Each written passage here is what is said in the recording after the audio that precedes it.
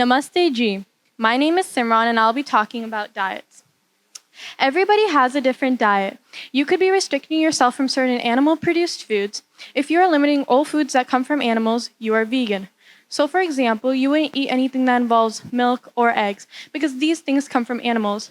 And if you just limit yourself from animal meat, you are vegetarian. So you can eat anything produced from animals but not the animal itself. There are also certain diets that focus more on weight loss. I'll be talking about the 3 most popular diets, there being the low-carb diet, where you limit bread, grains, etc. The low-carb diet can also be referred to as the Atkins diet. There is also the keto diet, where you switch your body's energy source from gluten to fat by eating no carbs and limited fats like avocados, nuts, fish, eggs, and much more. In this diet, you also try to consume a lot of fruit. You're asked to eat a lot of fruits, but the ones that are limited are melons, apples, oranges, due to the amount of fruit sugars. The fruits that you are allowed to eat are any type of berries, so strawberries, blueberries, raspberries, much more. During this diet, you must also keep track of your ketos. Last but not least, I'll be talking about the Paleolithic diet. This diet can sometimes be referred to as the caveman diet. Anything you consume while on this diet is said to be available back in the caveman days. You'd eat anything like meat, fish, eggs, vegetables, fruits, nuts, seeds, etc.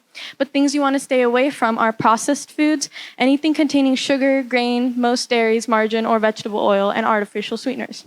These are the basic diets that are followed amongst many of us today. The best way to start off a healthy diet would be by being vegetarian. As you already know, you don't eat meat in this diet. It's a simple way to help the environment and make healthy choices by cooking at home. When cooking at home, you can see all the ingredients being put in your food, and when cooking at home, you can choose to put healthy ingredients in your food. Being vegetarian can help the environment by reducing global warming. Global warming affects animal habitats and also our weather. Being vegetarian can also help the environment by reducing methane and nitrous oxide production.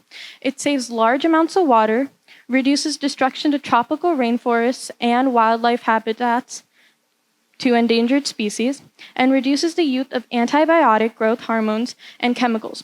When eating meat, there are a lot of antibiotic growth hormones and chemicals used in the food, which we would end up consuming if not vegetarian.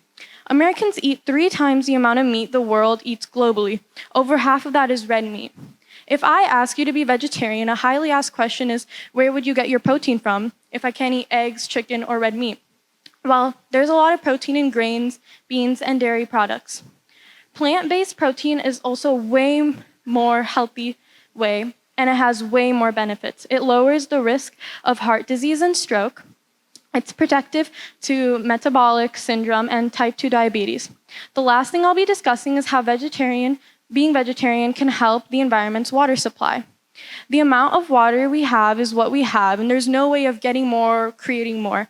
As time is increasing, we are slowly losing water, and 40 states have anticipated that water shortages by 2024. We must conserve water, and an easy way to do that is by the foods we choose to eat.